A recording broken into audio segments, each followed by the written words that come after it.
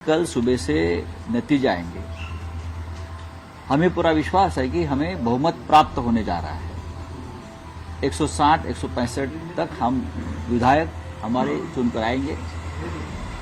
महाराष्ट्र बहुत बड़ा राज्य है, दूर दरार से लोग चुनकर आएंगे।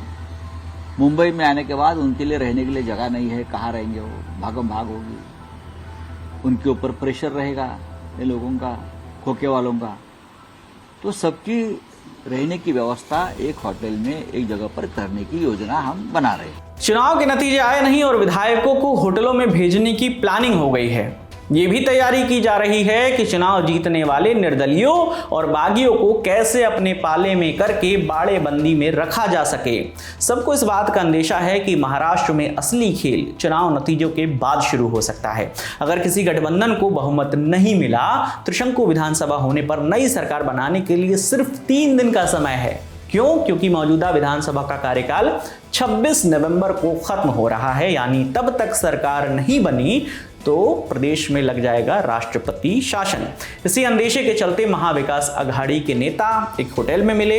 21 नवंबर की रात उद्धव ठाकरे वाली शिवसेना के सांसद संजय राउत, कांग्रेस के नेता बाला साहेब थोराट और शरद पवार वाली एनसीपी के प्रदेश अध्यक्ष जयंत पाटिल ने मुलाकात की। माना जा रहा है इस मीटिंग में त्रिशंकु विधानसभा होने पर क्या किया जाए, इस पर बात हुई है।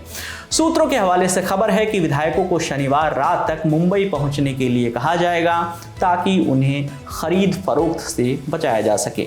चुने हुए विधायकों को अगर होटल या रिजॉर्ट ले जाने की नौबत आई तो उन्हें कांग्रेस शासित तेलंगाना या कर्नाटक भेजा जा सकता है।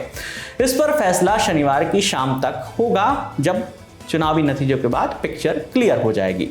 कई लोग सोच रहे होंगे कि नतीजों से पहले इस तरह की प्लानिंग की क्या जरूरत है, तो उनके लिए 2 किस्से हैं। इन किस्सों से पहले याद दिला दें कि 2019 में महाराष्ट्र विधानसभा चुनाव के नतीजे आए तो बीजेपी शिवसेना गठबंधन को बहुमत मिला, लेकिन सीएम पद को लेकर पेंच फंसा और बाद में शिवसेना ने कांग्रेस एनसीपी के साथ मिलकर सरकार बना ली। यानी कई बार खेल तो वाकई नतीजों के बाद ही होते हैं।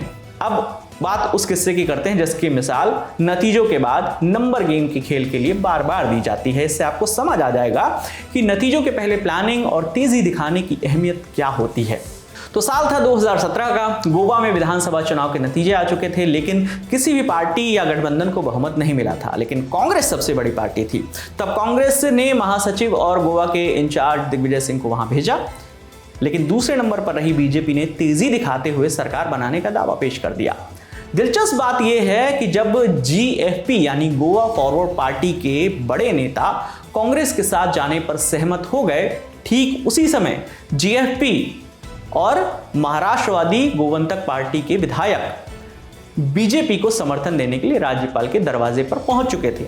कांग्रेस के नेताओं ने बाद में इसका ठीकरा दिग्विजय सिंह पर फोड़ा और बताया कि हम सब सरकार बनाने का दावा करने का फैसला कर चुके थे, लेकिन दिग्विजय सिंह ने इसके लिए मना किया था और कहा था कि उन्हें राज्यपाल मृदुला सिन्हा के इनवाइट का इंतजार करना चाहिए। जब बात रिजॉर्ट पॉलिटिक्स की होती है तो गुजरात और खजुराहो का किस्सा भी जहन में आ ही जाता है। तब साल था 1995 का। बीजेपी विधायक शंकर सिंह वाघेला मुख्यमंत्री नहीं बनाए जाने से नाराज थे। केशुभाई पटेल को सीएम बने 6 महीने भी हो चुके थे। तब शंकर सिंह वाघेला बीजेपी के 48 विधायकों को चार्टेड प्लेन से मध्य प्रदेश के खजुराहो के रिजॉर्ट में लेकर पहुंच गए। इसके बाद उन्होंने पार्टी छोड़ी और बीजेपी की सरकार को गिराकर खुद मुख्यमंत्री भी बने।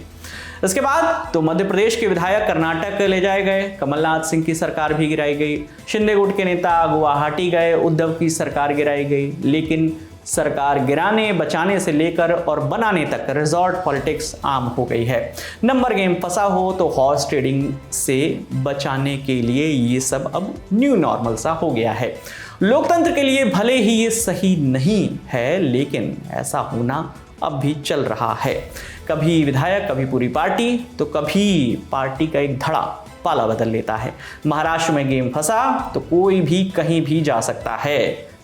तो इस पूरे मुद्दे पर आपकी जो भी राय है आप हमें कमेंट सेक्शन में ज़रूर बताइएगा। आपके लिए ये खबर लिखी थी हमारे साथी गौरव ताम्रकार ने। मेरा नाम विकास वर्मा है और 23 नवंबर को यानी शनिवार को नतीजों के लिए सुबह से हमारे साथ जुड़ जाइए। देखते रहिए दी ललन टॉप। शुक्रिया।